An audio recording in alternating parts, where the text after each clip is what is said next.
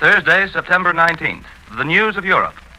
At this time and each evening at 6:45 Eastern Daylight Time, Columbia calls in its correspondents abroad for the latest reports on the economic, diplomatic, and battle fronts. Today we are to hear from Eric Sevareid in London, Edwin Hautrich in Berlin, and Cecil Brown in Rome.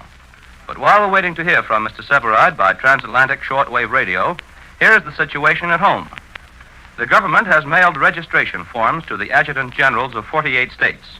In turn, the states will print the blanks, which 16.5 million men will fill out on October 16th, the day men register for military training. And speaking of conscription, the president is expected to appoint a director of selective service today or tomorrow. After that happens, draft organization is expected to move at a rapid pace. Elsewhere in the nation's capital, the Senate continues debate on the excess profits tax plant amortization bill today, and leaders hope for passage of the measure tonight. The House convenes after a 2-day recess, but there's not much on the calendar. The representatives will get around to picking up a majority leader to Sam Rabin of Texas, who has become Speaker, succeeding the late William B. Bankhead. On the political side of the news, Wendell Willkie is in California today. He'll make a major speech in Los Angeles tonight concerning domestic issues. And now, for the report of Eric Sevareid, we take you to the British capital. Go ahead, London. Good morning, this is London. We've had one short alarm so far this morning after the usual night-long plastering over most of London last night. One bomber today dropped a few near the city, and another was shot down in the sea. The Air Ministry says the enemy last night scattered high-explosive bombs blindly on the capital from aircraft which approached singly or in small formations. They say that all the fires caused last night by incendiary bombs are under control this morning. Casualties were heavy last night. The total figure is not yet in, but we're informed that at least 90 people have been killed and around 350 seriously injured. Among the places hit were a big hotel, a public hall, and a big popular department store. The sidewalks along Oxford Street, the principal shopping avenue, were littered all yesterday with broken glass. Just a stickful of bombs have knocked out 4 big stores there now, and that means that virtually overnight thousands of people have lost their jobs. As usual, the RAF bombers worked all night long in the so-called invasion ports of Boulogne, Calais, Dunkirk, and Ostend. And reporters down at Dover said they could see a big fire at Boulogne and a constant series of bomb flashes from heavy explosives all through the night. I saw some freakish results of bombing around my place this morning. Down the street, there was a clean hole in the pavement, about 2 feet wide. A small bomb had gone in and exploded well underground, and the pavement had just swelled upward in a big hump without breaking. It's astonishing how hard it is to tell where a bomb has landed or how big it is when you hear it or feel it. No 2 persons in the same room ever agree. One night there was a crash of glass. I thought it was a small bomb just outside. Another man thought it was an unexploded bomb which had hit the building. A third, who's made a point of watching the bombing each night, swore it was a big one 3 blocks away. Actually, it was a bomb which had hit the building and exploded. Last night, my building shook violently. I was sure an unexploded bomb had landed just outside in the street.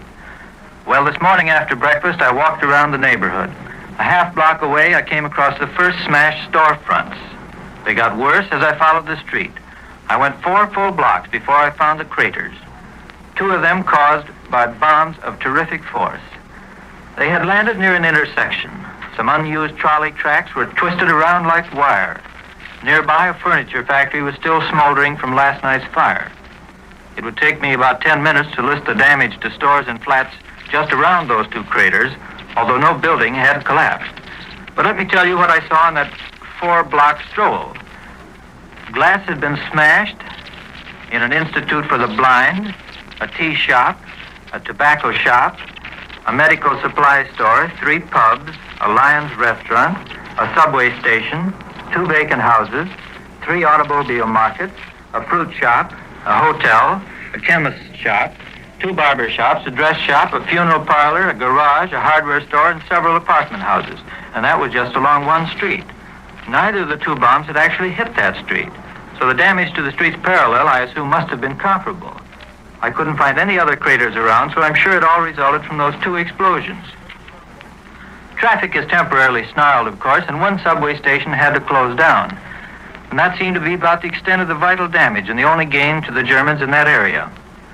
In the opposite direction from my place, a big bomb hit a steel and concrete building. It went right through it and killed a number of people in the basement shelter. We're informed that at least 2 of the raiders last night were brought down by anti-aircraft fire. That would make the official total for the week about 252 German planes for 38 British.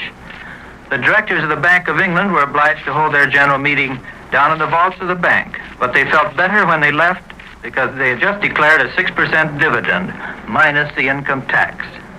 I return you now to CBS New York. Here in New York, a bulletin from Mexico City. The newspaper El Universal said today that all outlying garrison commanders had been ordered to report to the state of Chihuahua, where a rumor circulated that one Villalba had led a revolt. This could not be confirmed. We take you now to Berlin for the report of Edwin Hartridge. Go ahead, Berlin.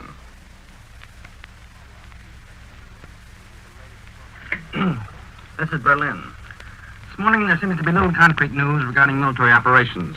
So far we learned that new flights of German armed reconnaissance planes are now over England. But we have little news of bombing so far today. According to reports here, for 2 days now there have been armed reconnaissance flights over England. And whether this presages a lull or a let-up, we can't say for sure. And here's the official news of British operations over Germany last night. According to the DNB, the enemy planes were forced to turn back and so dropped their bombs on non-military objectives. 9 British planes were shot down by anti-aircraft batteries and 2 more by fighter planes. The official news agency states that the British dropped their bombs on the Bodelschwing Asylum at Bethel, where 3 hospital buildings were hit. 9 children were killed and 12 injured, the report adds. Then we have some additional information from the DNB about raids on London yesterday. According to this report, several raids were made on the British capital, which during the day experienced its 100th air raid alarm. According to this report, unfavorable weather did not hinder attacks on the Tilbury docks and on a fuel depot and tanker at the Port Victoria docks. 15 British planes were shot down, says this report, while the home team lost only 3 planes. Then while the storm raged over the Channel, a British convoy consisting of 10 ships was attacked by the German long-range coastal artillery. This presumably took place off Dover, though the newspapers do not give further details. However, they say that the guns succeeded in hitting several of the ships during the storm, forcing them to return to port. The storms along the Channel have ripped 172 barrage balloons from their moorings, we are told here this morning. These balloons drifted over the continent where they were destroyed by the Germans. There is an amusing and true story that has drifted into town regarding the troubles that Americans had when they were forced to evacuate from Lithuania after the Soviet troops annexed that Baltic country. One day, the American legation in Kaunas received a telephone call that the Russians were taking over the Library of Films and the office of Metro-Goldwyn-Mayer. A council was sent to the office to investigate. There they found a small man in charge of the premises. "Who are you?" asked the council officer. "I am a commissar," the latter replied. Then the American consul asked the Russian, "By what right are you taking over this office? It is American property." Then the little commissar answered, "I don't care. I'm taking over this office and property by virtue of a law, a Russian law." "What law?" asked the American. Then the commissar drew himself up stiffly and replied, "By virtue of a law to be passed next Monday." Then as a parting shot to the American consul, the Russian added, "You Americans enforce your own laws in your own country, and we Russians will enforce our own laws here." They're still waiting for some concrete news about the results of a visit to Berlin of Serrano Suñé, the Spanish Minister of the Interior, and also about the visit of Herr von Ribbentrop to Rome. The German Foreign Affairs Minister is to have a conference with Signor Mussolini this afternoon in Rome. These events have aroused much speculation as to whether a winter campaign against the British in the Mediterranean is now being planned. The 2 major objectives would be Gibraltar in the west and Suez Canal in the east. There was one significant sentence in an interview that Signor Suñé gave to the Volkswagen Beobachter before he arrived in Berlin. The Spaniard said, quote, "Spain must also have an empire in Europe." And then in this interview he added that when a new order emerges in Europe, Spain must regain Gibraltar. And along this line, there are unconfirmed reports that the Pétain government may return to Paris from Vichy by agreement with the German military authorities. And according to these same reports, as yet unconfirmed, the line of demarcation between the occupied and unoccupied France would disappear, and the German military authorities could thus move their troops all over France. Well, the emphasis and the speculation here in the past few days has all been to suggest Mediterranean developments on a grand scale. Speaking of bombings in Germany, Dr. Todt, the builder of the Westfall, has ordered that all damage caused by bombs shall be repaired immediately. This is the wish of Herr Hitler, he explained, and for this purpose, building materials may be requisitioned if unobtainable from ordinary sources. This is Edwin Hartridge. I return you now to Columbia in New York. Back in New York, a dispatch from Cairo. The Italian advance into Egypt has reached a standstill at Sidi Barrani, and advanced forces were consolidating their positions in and around the town, the British Middle Eastern Command said today. Now we take you to the Italian capital for the report of Cecil Brown. Go ahead, Rome. This is Rome. British naval units in the Mediterranean shelled the Italians advancing by the coast road into Egypt. The Italian High Command announced an hour ago that the fascist troops stretched out along the coast between Bardi and Sidi Barrani came under fire from the ships.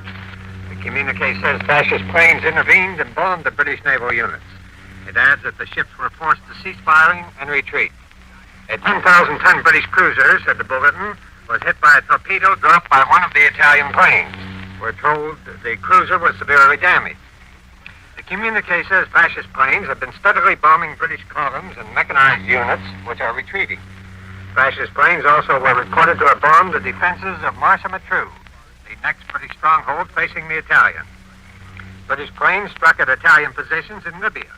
Bombs were dropped on Tobruk, Bomba, and Benghazi, causing minor damage. 2 British planes were reported brought down by Italian fighter machines. The communique says 3 more probably were hit. Another was shot down by naval anti-aircraft fire. The British raided Italian positions in the Dodecanese Islands in the eastern Mediterranean. The communique says the islands of Rhodes and Neuros were attacked, but the bulletin adds the bombing was indiscriminate and most of the bombs fell in the sea. Small fires were started, but no casualties were reported. 1 British plane was reported shot down by anti-aircraft batteries. In East Africa, the British bombed various objectives in Italian Somaliland, Eritrea, and Ethiopia. Small damage was reported, and we are told there were 20 casualties among the civilians, 7 of which were fatal. And fascist planes bombed ships at anchor in Aden. I've just come from the Central Railroad Station where I watched German Foreign Minister von Ribbentrop step off his armored train. It came into the station with its 2 anti-aircraft guns jutting up in the air. Von Ribbentrop stepped off the train and stretched out his hand to Foreign Minister Charnow. They smiled broadly. Ribbentrop moved slowly down the platform, shook hands, and saluted with each member of the Nazi embassy staff in Rome. That took nearly 10 minutes. Then the 2 Axis ministers went outside the station, posed for the usual pictures, and drove off in the same car. I've watched von Ribbentrop step down from a train in Rome a number of times. For the first time, however, among those greeting him was the Spanish ambassador to Rome. Von Ribbentrop is expected to sit down and talk things over later this afternoon with both Count Charnow and Mussolini. The Popolo di Roma says the discussions will concern the new Europe. There's no doubt they will also concern the present Europe. As we see it here, at this stage in the war, extending from the Thames to the Nile, some of the problems facing the Axis are the progress of the Nazi attack on Britain and Italy's war in Egypt. The visit of Serrano Suñer to Germany has brought up a discussion here about the plans of Spain and the future of Gibraltar. Then there are the frequent press attacks against the Vichy government. These attacks show the Axis powers are dissatisfied with the operations of the French government. This is Cecil Brown in Rome. I return you now to CBS in New York. Once again, Columbia has brought you first-hand reports from its correspondents in the European capitals. This morning, we heard from Eric Severide in London, Edwin Hartridge in Berlin, and Cecil Brown in Rome. George Bryan speaking. This is the Columbia Broadcasting System.